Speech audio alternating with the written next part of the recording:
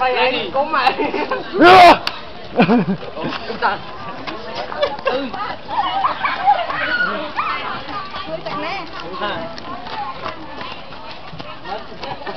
Anh đây học thiên. Hey, no! You run to middle, then you call my name. Sorry. Forgive me. Mày đâu? Phi đòn không? Ai thèm ăn phi đòn phần này ai?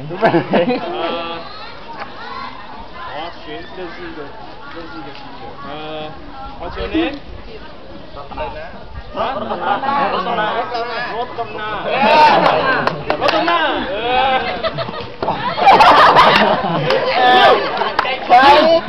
You know I want to call his name, then he forgets.